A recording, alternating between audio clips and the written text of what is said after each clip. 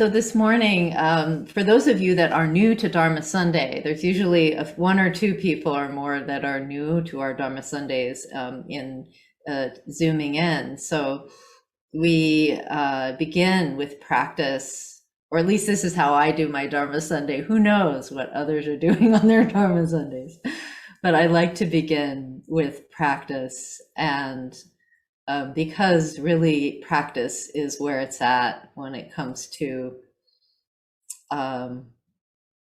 making headway on a spiritual path. It's not so much what we learn with the conceptual mind as it is what we do with our heart and our body and our attention.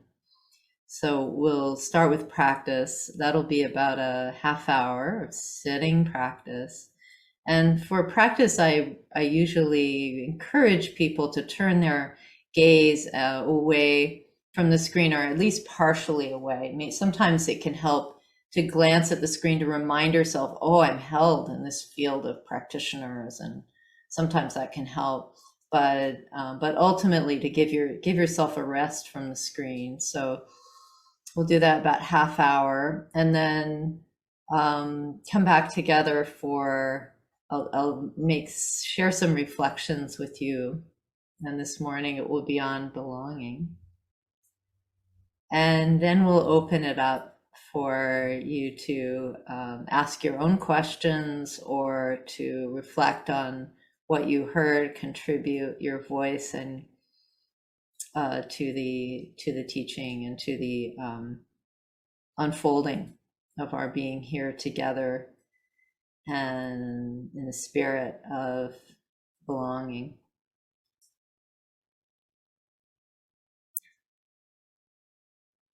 So I invite you, as we begin, to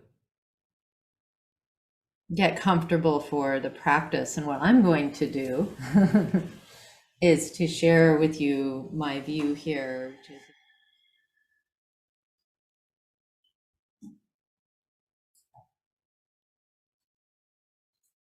So we'll just begin by getting comfortable on your seat and finding the posture that your body needs this morning. Maybe it's sitting.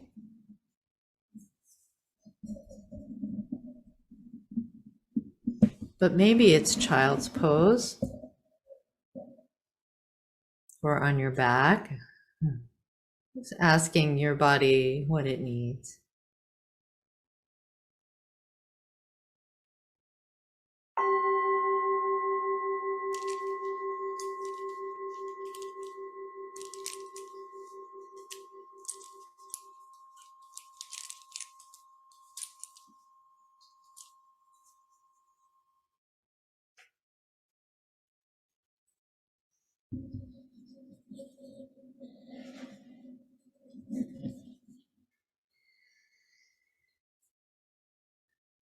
And we'll take 3 deep cleansing breaths to exhale our stale energy, whatever is stuck or lodged in the subtle body. So breathing in deep to the belly, and a long, slow, deep exhale. Letting go of whatever needs to be released at the beginning of your practice.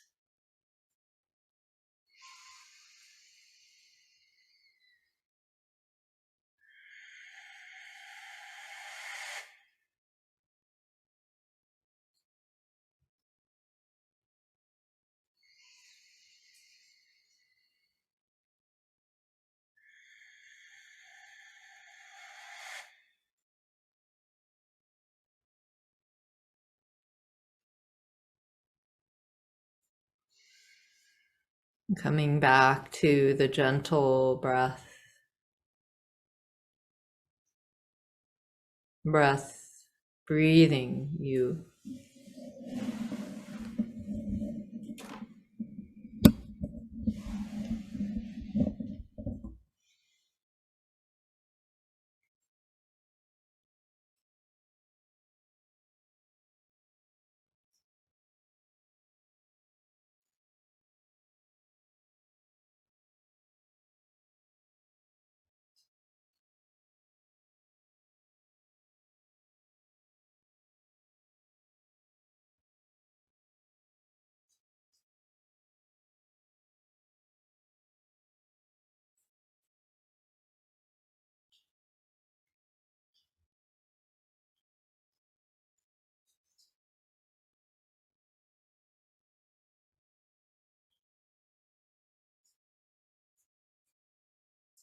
We'll begin by coming home to the body,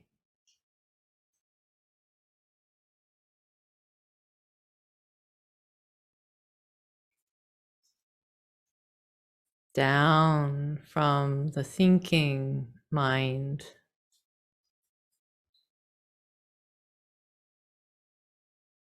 into the feeling body.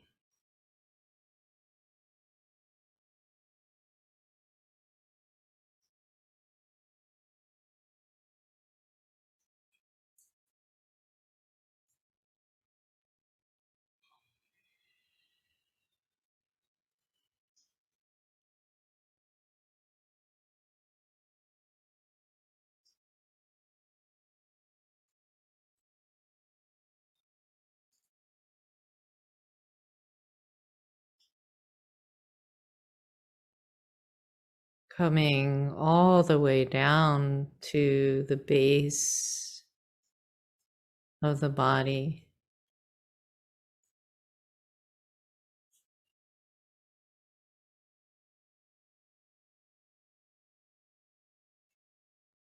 where your seat meets the earth.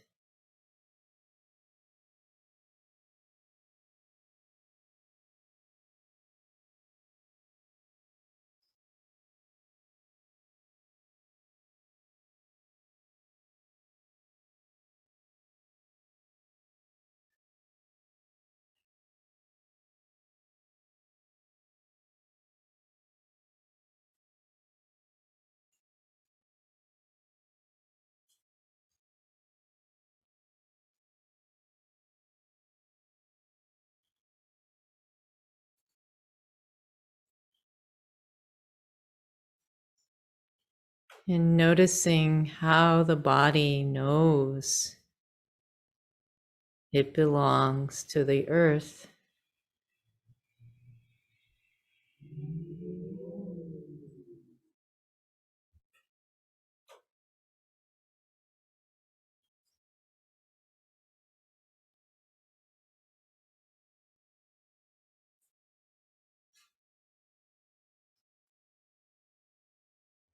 How the body is naturally grounded.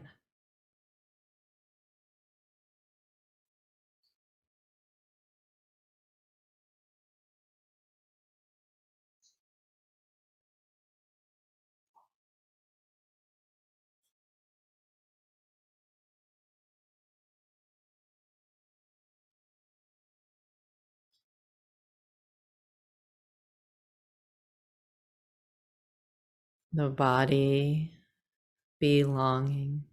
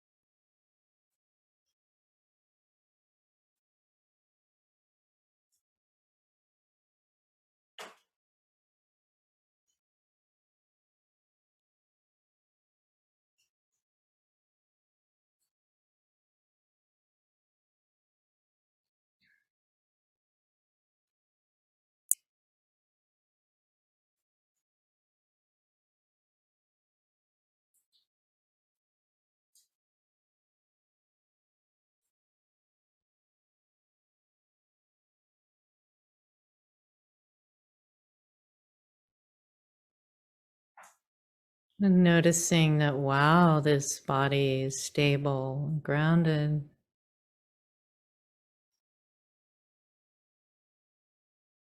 There is movement.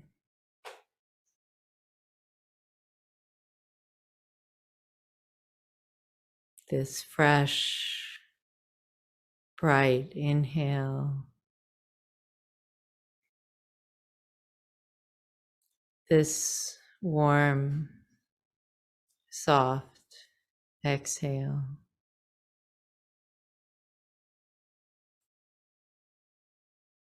and the pause between.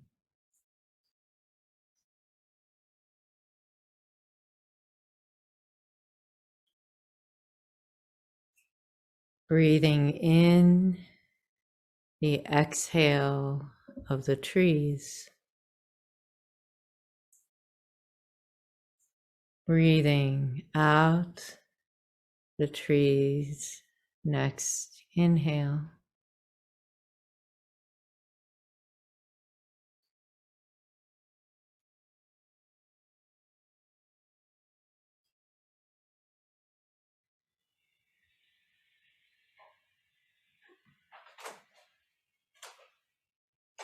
The breath belonging.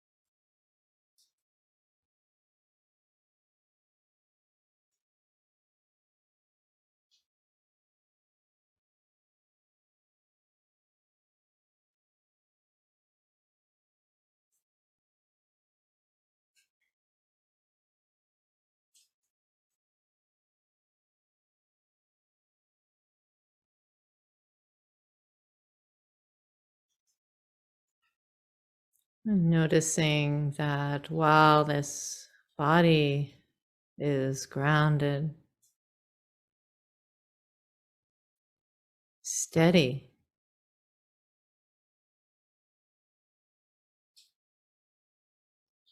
this breath breathing you.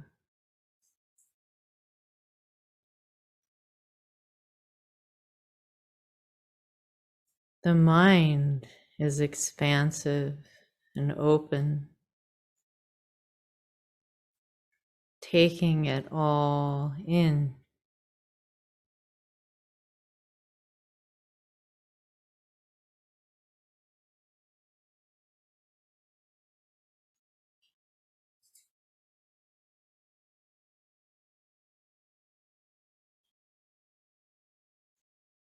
The space for the flow of experience.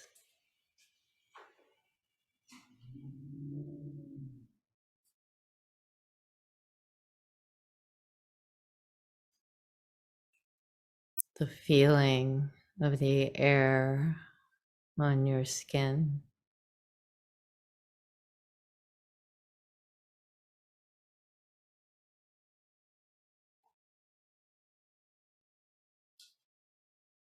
The soft visual field if the eyes are open.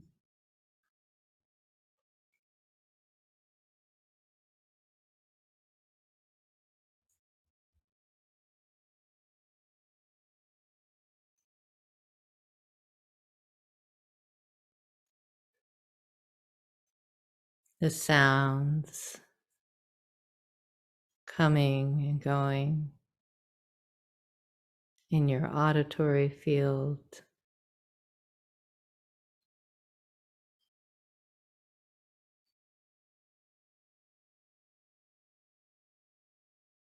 The flow of thoughts.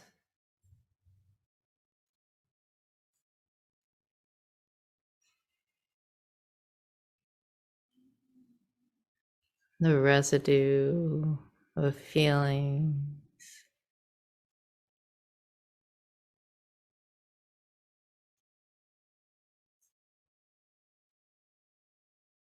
All ebbing and flowing like the waves on an ocean.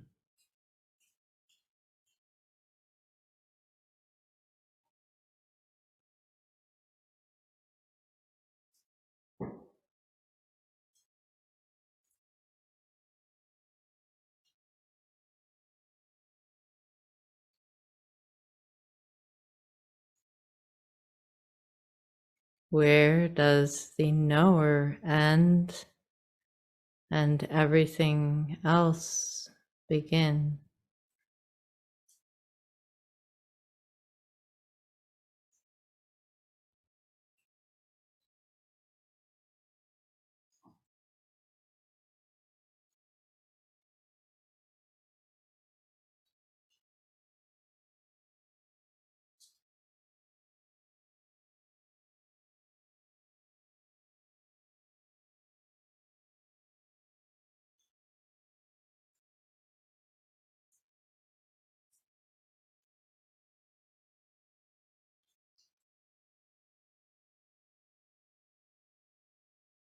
The mind belonging.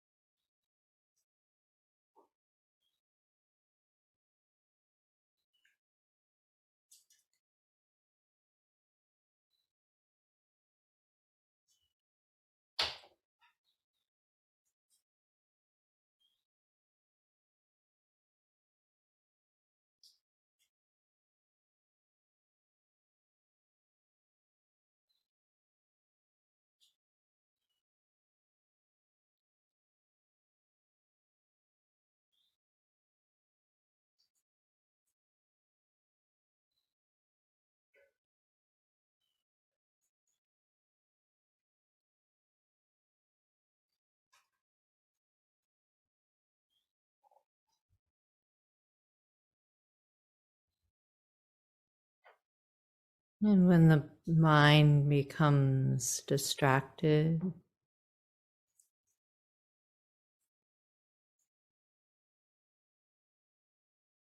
come back to the body, its natural belonging on the earth,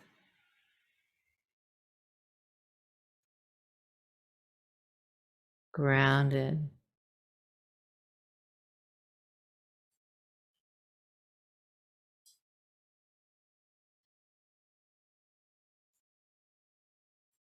steady,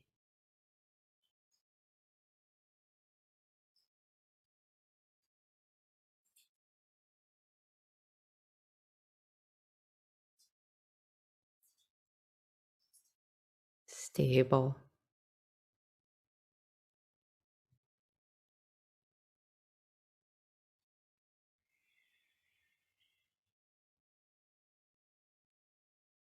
The breath belonging, breathing in the exhale of the trees,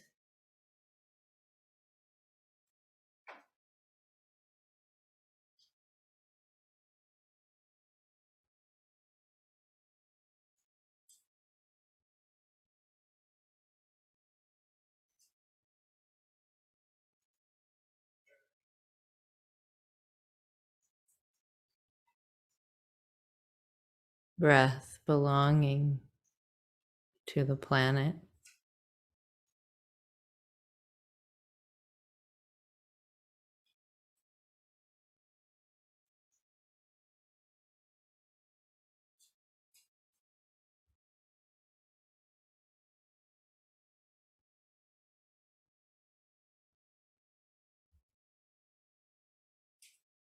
And mind panoramic,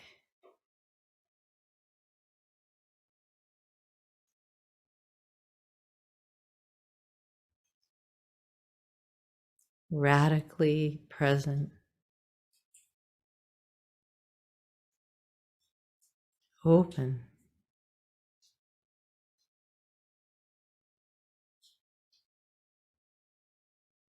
belonging to this vast field of unfolding.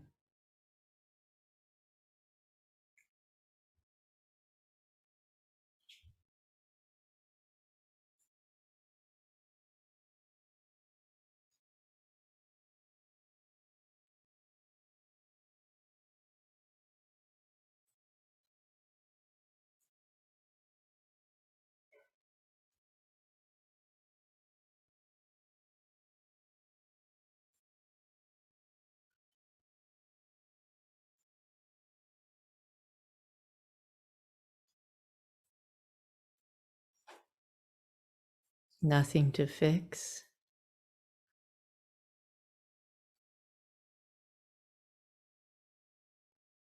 nothing to reject.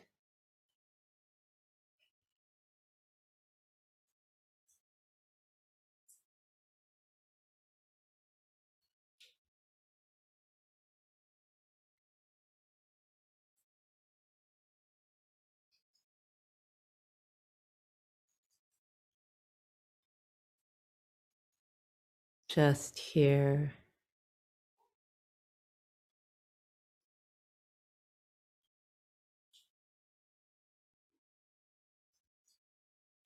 just now,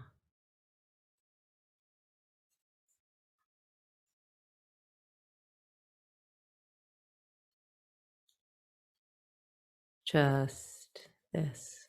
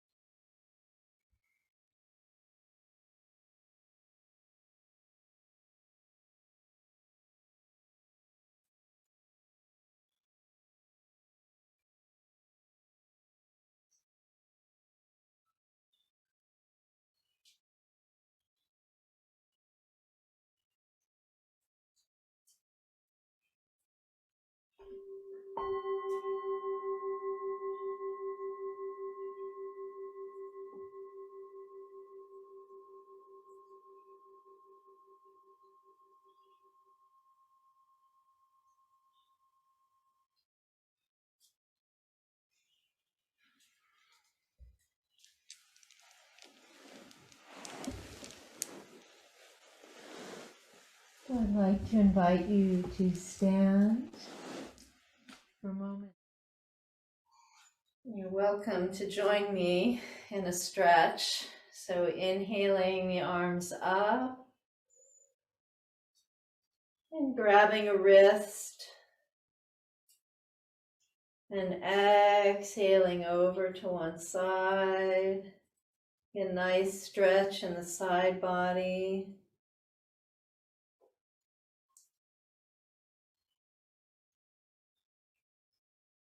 And inhaling up, grabbing the other wrist, and exhaling, stretching the side body.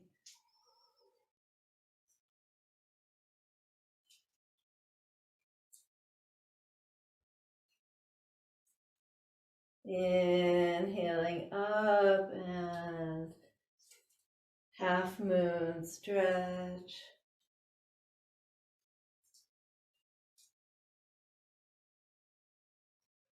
Inhaling up and one more half moon stretch.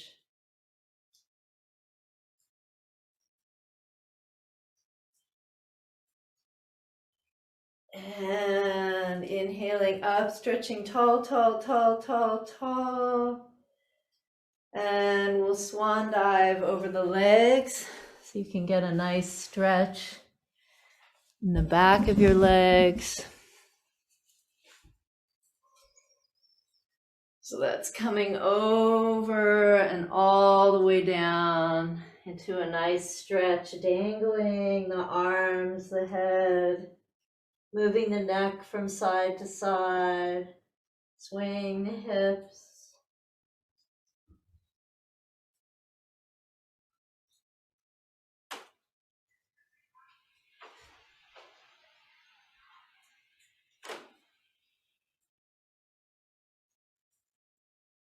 And slowly rolling up one vertebrae at a time.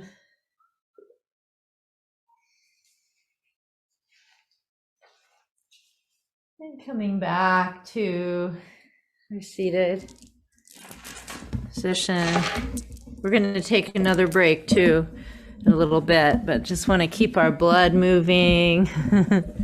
So easy to get tied to these screens. We have to remember we've got a body. It needs us. So I want to start by wishing you all a happy Juneteenth, this day commemorating the emancipation of enslaved African Americans.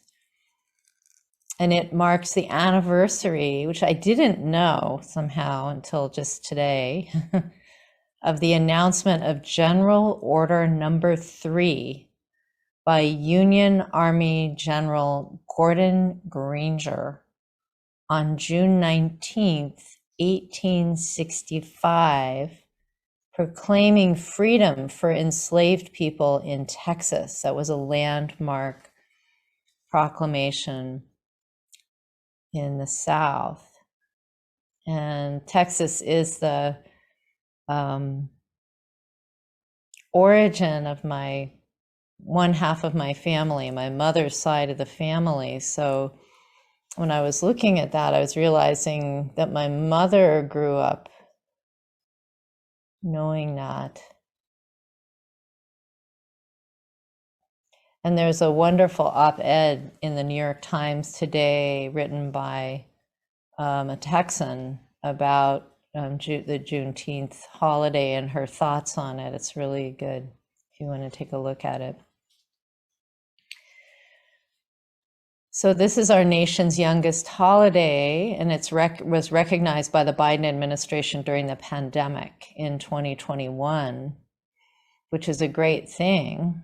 And it's a day for celebration, but it doesn't mean that racism is over or that we are now suddenly living in a society that provides equal opportunities for everyone.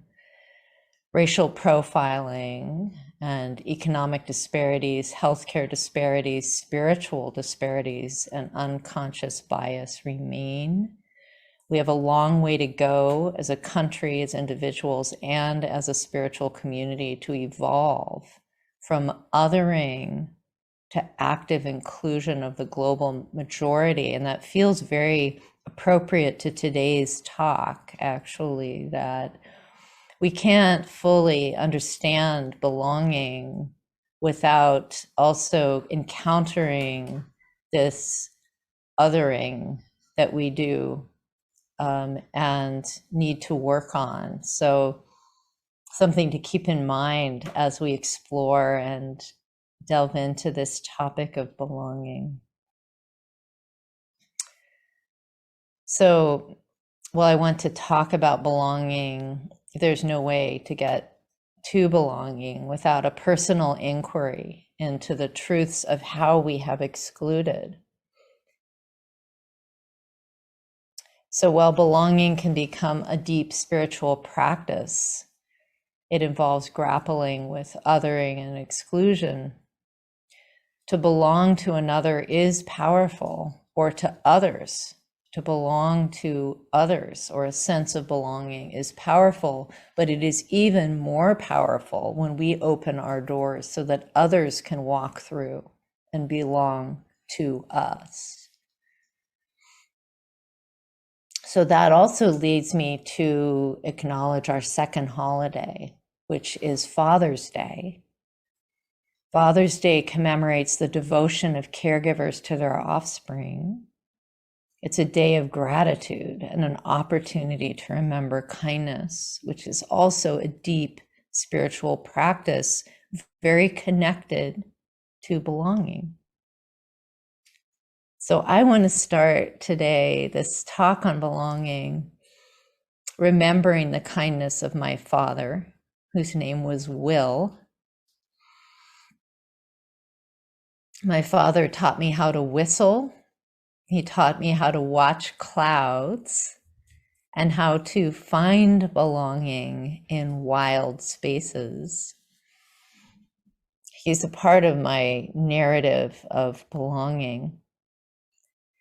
And I hope that right now, if you're willing, you might put in the chat something that you are grateful for about your father.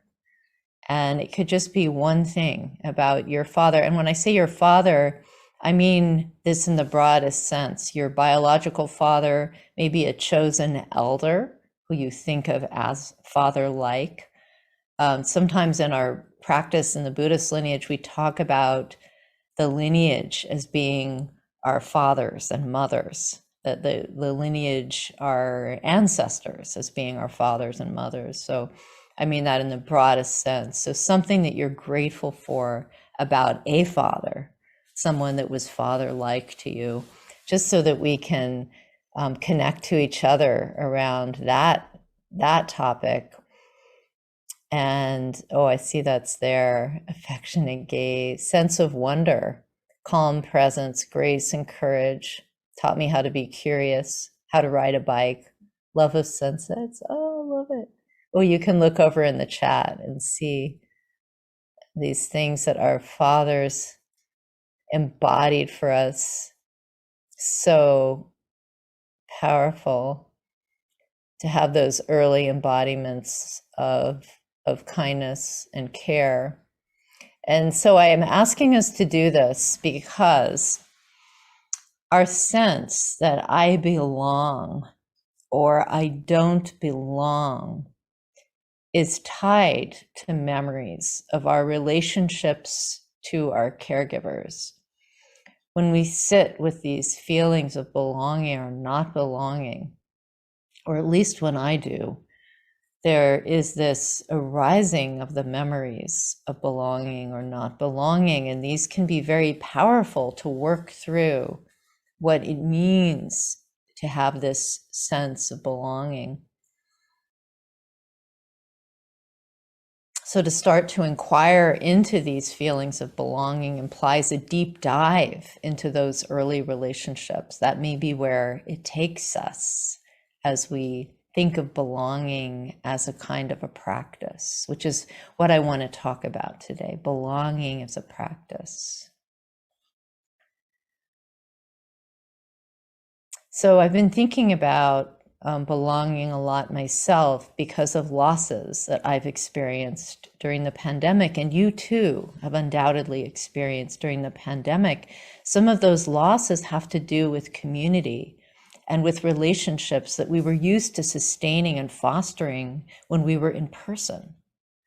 And this mandatory separation that we've been experiencing and enduring has fractured some of those groups and those relationships, either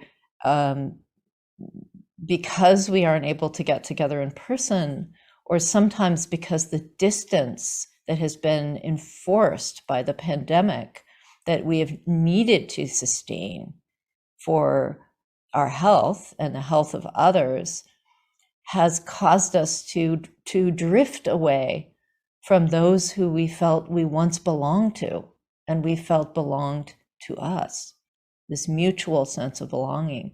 So I think the crisis in belonging is one that we're experiencing at this moment, due to what's been happening with us for the last 2 years as a culture, as communities, as a state, and as a nation, as a global community.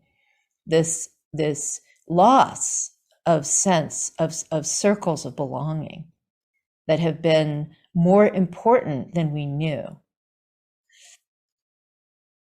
So thinking about this lately, I started to think about the word belonging, belonging, belonging.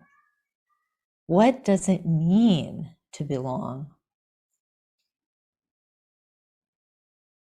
So there's a longing in belonging. Our body longs to be near other bodies. And that's a deep and biologically encoded need. In the words of a couple of social scientists, we share, and this is a quote, a pervasive drive to form and maintain at least a minimum quantity of lasting, positive, and impactful interpersonal relationships. That's Baumeister and Leary, 1995, if you want to put that in the chat. It's a good paper. It's a paper, it was a landmark paper about the critical importance of relationships and the sense of belonging. Humans are fundamentally social creatures with a drive to be near one another. So this drive, or this longing, which is biological and spiritual, in my opinion, my thoughts about it, it is a spiritual need. And I'll talk about that in a minute, a little more. It takes many forms. So the longing to nurture and to be nurtured, this longing to be connected to a circle of kin, the longing to be accepted, the longing for affection and love, also well backed now by science. We need love and affection to thrive. The longing to be a part of something bigger than the small self.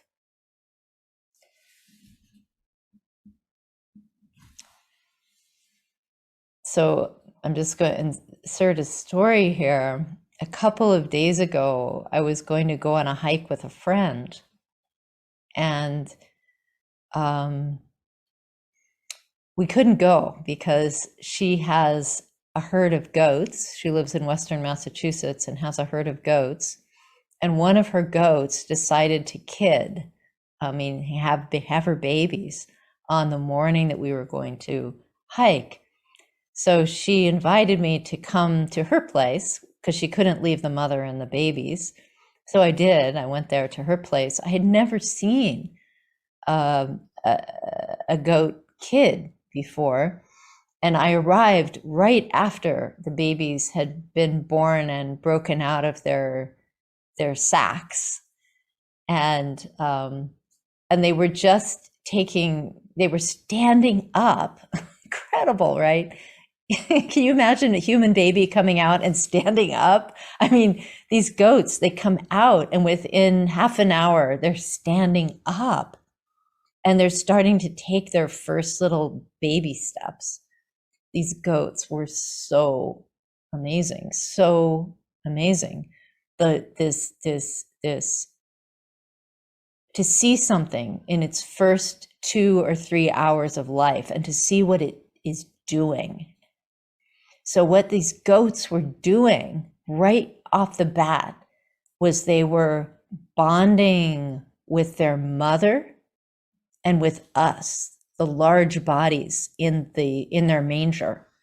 They kept coming up to me, to my friend Melissa, and to their mother Pearl, and looking us in the eyes and bleeding, saying, "Hey, I'm a little thing. Take care of me." I mean, this drive to belong and to be connected, and the mother's sense of saying to her babies, "You belong to me." So she was nudging them towards her udder and encouraging them and to drink. And you could see her doing it. She would push their little butts over to the udder, to her udder, and they were looking for it. You know, they kept looking in the wrong places, like under her neck, or, you know, they were so young. They were like, "Where is it? There's something here I belong to." So this is so deep. It's deep in living creatures, and we are living creatures. This need to connect, to latch, and to belong, and to be accepted, and to be cared for, and to care for. So these babies weren't just taking in the love of the mother, which was there. She was very concerned about them and paying attention to them, but also they were butting heads with her. They were eye gazing with her. They were connecting. And with us too. They were saying, "You belong to me too." That's the message I was getting from these baby goats. Not only do I need to belong to you and be cared for by you, but you belong to me too. And I'm going to play with you, the head butting, right? Within hours already doing a little bit of that, a little playing. This is us too. And sometimes I think in our civilized way, in our civilized culture, we forget how deep that need is to belong. The longing to belong carries on long after we are children and infants. So we might think that that longing is a failure even, especially in a spiritual tradition like this lineage of Buddhism, where there's this connection between desire and suffering, or the longing and suffering. But longing, it's very natural, and we might think that we shouldn't desire, but maybe that is not the case. That is not the case. So I'm going to argue here that no, we need to listen to our yearning to belong. We need to listen to the desires. And that's a practice. And relationality is not peripheral to spiritual practice. It is the heart of spiritual practice. And of course, the Buddha said that as well. So even though he talked about grasping and needing as being aligned with our sufferings, when we enmesh too deeply and the needing or the longing becomes a grasping, that we experience suffering, which I think is also true. But part of that reaching is this deep and natural and beautiful impulse to belong, to nurture and be nurtured. And so I'm thinking of this as the heart of our spiritual practice. We can see that longing, the longing and belonging in bhakti, in the practices of devotion that are very alive in the Hindu and the Buddhist traditions and other traditions as well, but those are the traditions that I'm most familiar with in bhakti. In Himalayan cultures, those practices include room for longing and yearning. In some of these practices, the contemplative practitioner is encouraged to experience longing and yearning for connection to their ancestral field until tears stream down their cheeks and their hair stands on end. That's from many commentaries on devotional practice in the Himalayan tradition. Those are like a common thing that you read in these texts. Yearn for your field of connection, meaning your connection to the lineage, until tears stream down your cheeks and your hair stands on end. That's a physical longing. And it's something that we are familiar with. It's not unfamiliar, this longing to belong. So ultimately, this longing to belong can open up into a deep seeing, and this next step, which is the longing to be seen, a deep witnessing and a longing to be witnessed. So eventually, in these practices of devotion out of the Himalayan tradition, the practitioner begins to feel witnessed, to allow the love to rain down. And at that point, it is no longer longing. There is a mutual witnessing that opens up, a trust that one is seen and held, a realization that I belong to the beloved and the beloved belongs to me. That the practitioner does not just love, but is also beloved. And then eventually, through this mutual witnessing, the practitioner begins to see themselves as their spiritual ancestors see them, as worthy and whole. And they begin to see others as the ancestors see them, as worthy and whole. So that kind of a practice holds a vision of discovering we all belong to one another and have a responsibility to enact care for one another. And I'm not here saying in this Dharma talk that we should all be doing these devotional practices. I don't think so. I think actually what I like about these practices is that they provide this map, this possibility of what we could be to each other and with each other, this willingness to witness others in their full catastrophe and witness oneself in one's full catastrophe as beloved and as belonging primordially to each other, not as a something that we construct, but as something that is deeply true, that we all long for connection and we all can embody connection and relationship for the benefit of one another within, obviously, a context of healthy boundaries and so forth.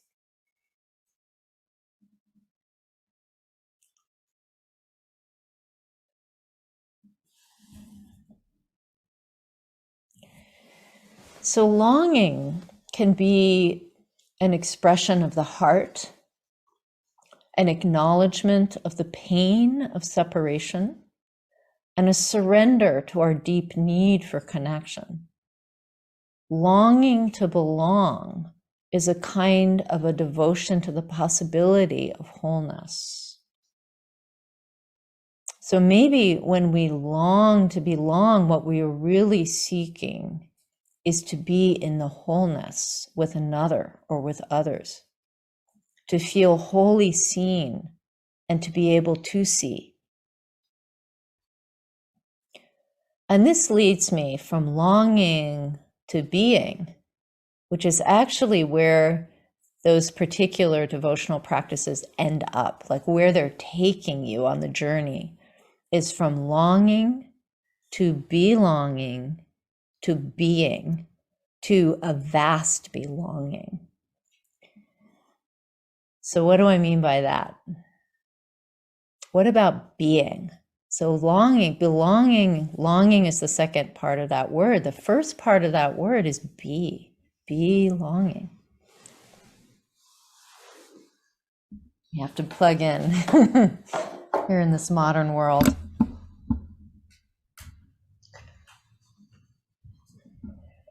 So meditation is essentially a practice of discovering being as a practice, that we can become intimate with the radical present and everything in the present.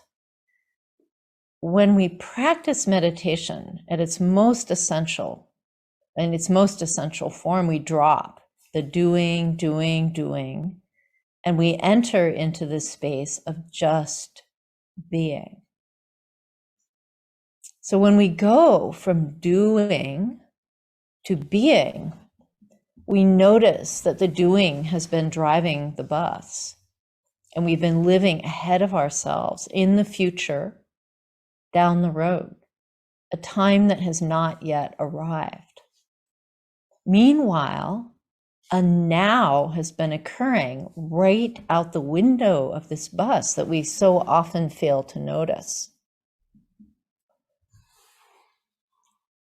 So dropping the doing for a while brings us back. The bus stops. We notice that we belong in and to the present moment. This nowness place of belonging is rich and full. It's a place of rebirth and discovering. And it is a place of belonging. When we're in the now, we notice that we have a body, and the body is breathing, and the ears are hearing. The inner body is experiencing its own aliveness. We are floating in space, but somehow grounded at the same time. This somatic attention, the now brings us into the somatic attention, and the somatic attention also brings us more deeply into being, just being in the now. When we come home to the body like that, we notice that we belong here, in this now, right here, in this now. The body is our guest house. Our feelings are its residence, and consciousness is the host. With that kind of perspective, everything is welcome in the now. Meditation becomes this art of radically tolerating all of the guests, realizing they belong to us, and we belong in this.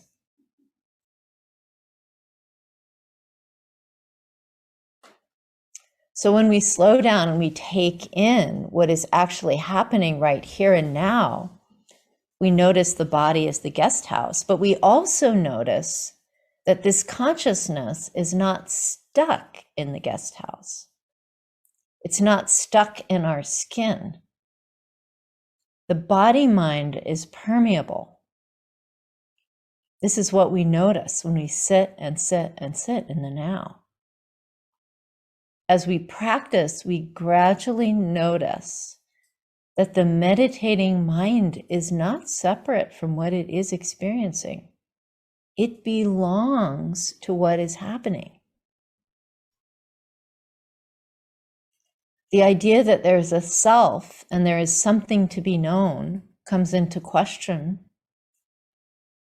We are actually experiencing this self as a permeable field with its world. And that's the journey from being to interbeing. As Thich Nhat Hanh, who was a Zen master who recently passed, many of you know who he was, he called it that, interbeing, the journey from being to interbeing. A Tibetan yogi named Longchenpa, who lived in the 14th century, described it as this blurring of the lines between the self and the world. So one of his ways of describing it is outwardly and inwardly, things proliferating and dissolving are the dynamic energy of awakened mind. That's from his treasury teachings. This idea that there's a part of us that has never been separate from its world, that he called bodhicitta. He called that the awakened mind, bodhicitta, that it is outwardly and inwardly, things are proliferating, dissolving, and that's all coextensive with our own consciousness. A vast sense of belonging in which the lines between perceiver and the world dissolve. So Longchenpa more broadly expressed the contemplative journey as a journey from seeing these two things as separate to seeing these two things as one. So what Thich Nhat Hanh called being to interbeing, he called duality to non-duality, the two to the one. And that's achieved by devotion to being. So we long to belong, we long to belong, and that longing is a devotion ultimately to being right here, right now, until separation falls apart naturally. That's not a lonely place. And this is the space that meditation invites us into. We think of meditation as so, maybe you do, as this solitary, I used to for so many years. It's a solitary activity that I do alone. But actually, we're not alone at all. If we're really practicing, we're in this place of deep intimacy, the intimate space in which it's possible to become intimate with the whole universe. I might say it's a kind of dignified being that is non-separate, that paves the way for this vast sense of belonging.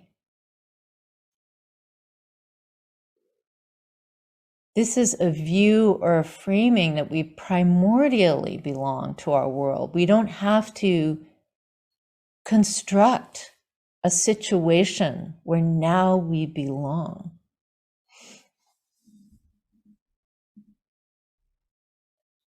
And by extension, because we share this same non-dual matrix with other beings, other living beings and creatures, human and non-human, we primordially belong to our planet, to the ecological web, to one another.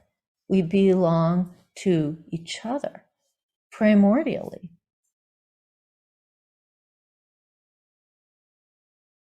So this vision that we primordially belong to one another might help us think about our circles and relationships, not as hard stops, but as a matrix of permeable and overlapping circles of ecological care.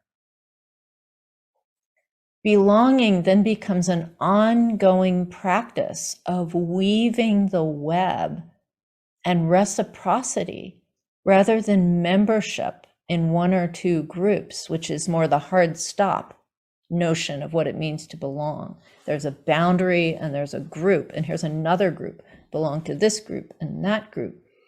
Maybe what we're belonging to, what we're doing in our connection to these circles of care is tapping into the vast belonging, and we are weaving that web.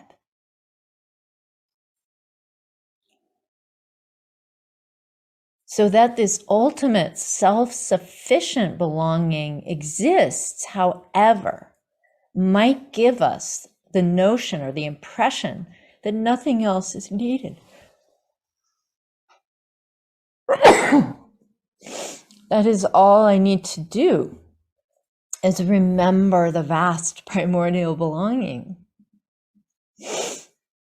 But I think that's far from the case, actually. It could be a deviation, and maybe the deviation that many spiritual practitioners go down. Now I'm self-sufficient because I am in relationship to the vast belonging. I don't need anyone else or anything else. I think this is where, as spiritual practitioners, we can really deviate. Actually, we are also like the baby goats. We shouldn't go it alone, and we can't go it alone, especially not now, with the challenges that we are facing, with the global threats that we are staring at. This is a time when we need to admit that we need each other and that we need to express that we belong to one another. We can't go it alone. So the primordial belonging can help us see more vividly that we need to go it together, because we've always been together in this vast expanse, and now is the time to embody that togetherness, to embody that love. We need to take care of the relative self. This relative self knows, like the baby goats, it needs connection and community. It needs care and feedback. It needs to nurture and to be nurtured. It needs to see and be seen. It needs belonging to its circles of care. It needs tenderness and compassion.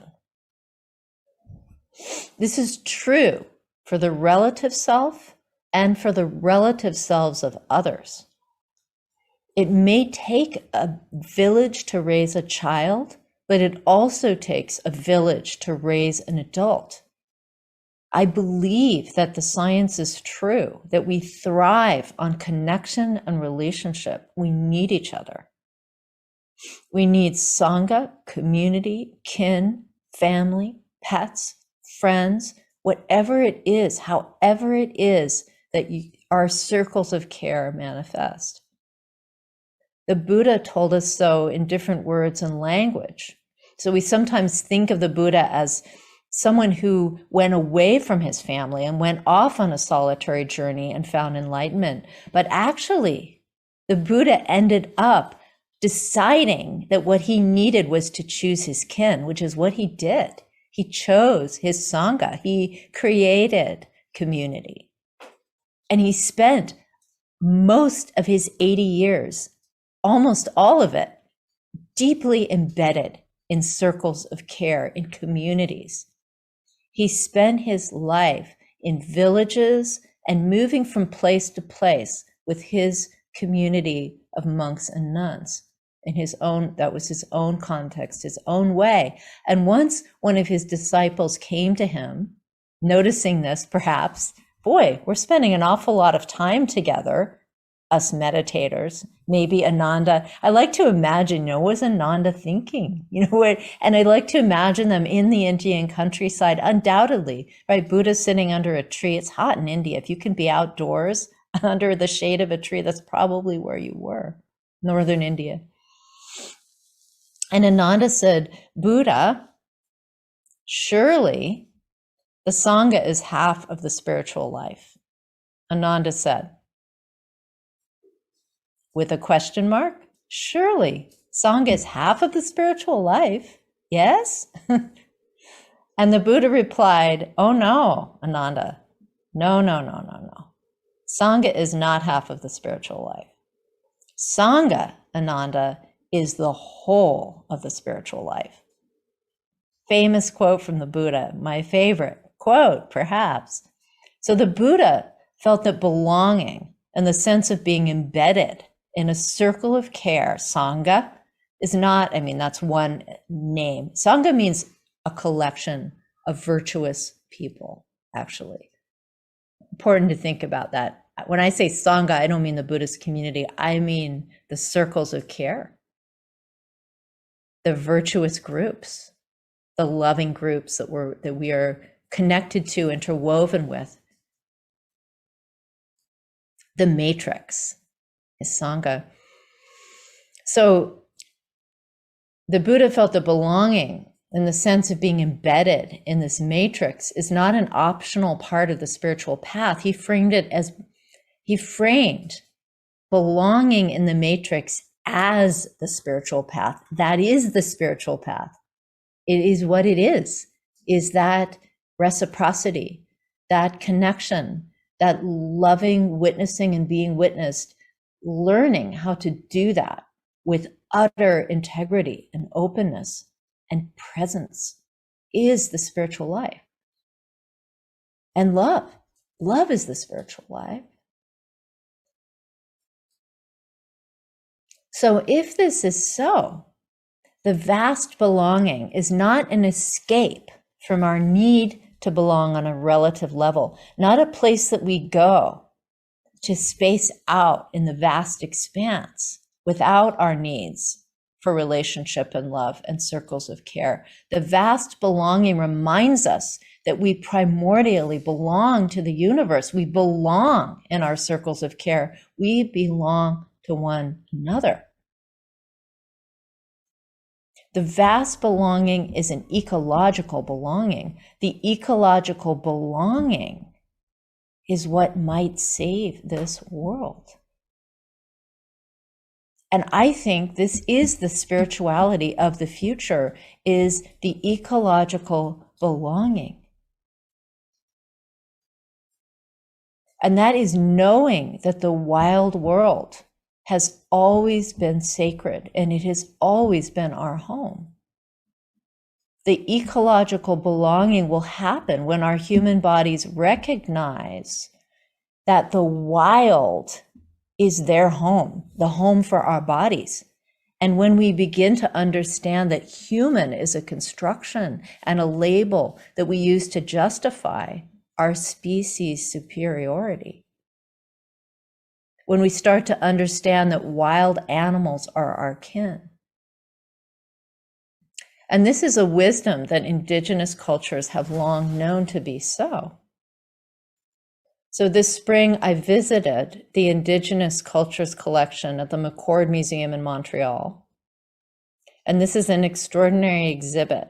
If you ever get a chance to see it, if you happen to be in Montreal, it's an exhibit of artifacts and living voices of the First Nations of the Arctic regions, including the Cree, the Inuit, the Atapascan, and other tribes.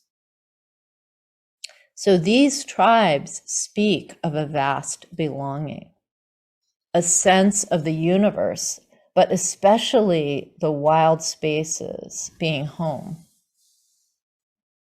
So I'm going to read a couple of quotes from these indigenous peoples of the North, not very far from here where I am. I'm in Abenaki country here, but it's just north of New Hampshire, Vermont, right over there up in the Canadian regions. keep going, going, going, and you get to these Arctic tribes. So some of their quotes that were in this exhibit, I want to read two to you. First one from an Inuit. So they're talking about their recent past. We were home everywhere.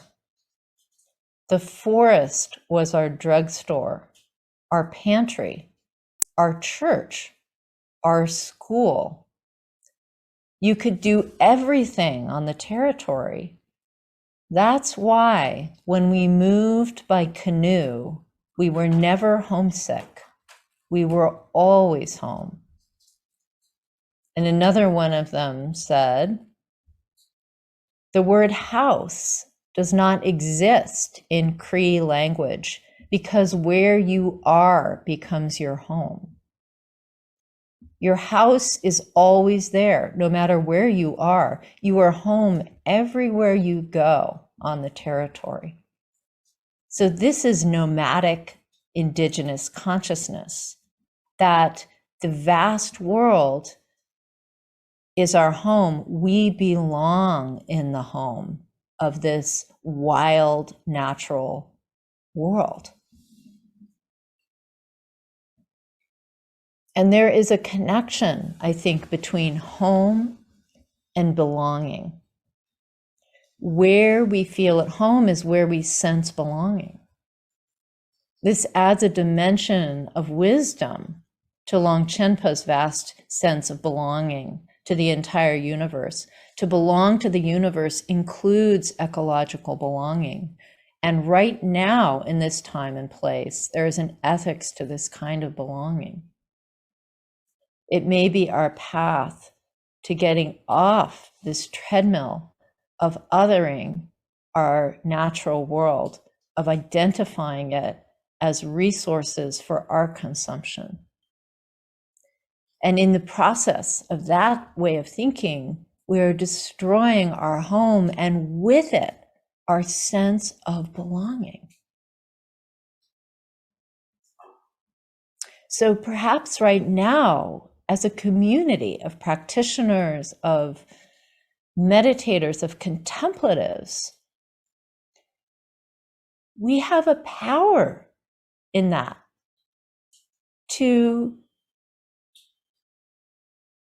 experience our practice as a practice of learning how to fully touch into the vast belonging, to break down the barriers between this one self, or even this one species, and the world in which it lives.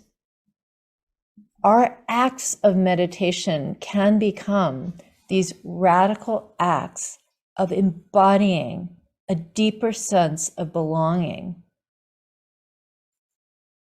to our world and to one another.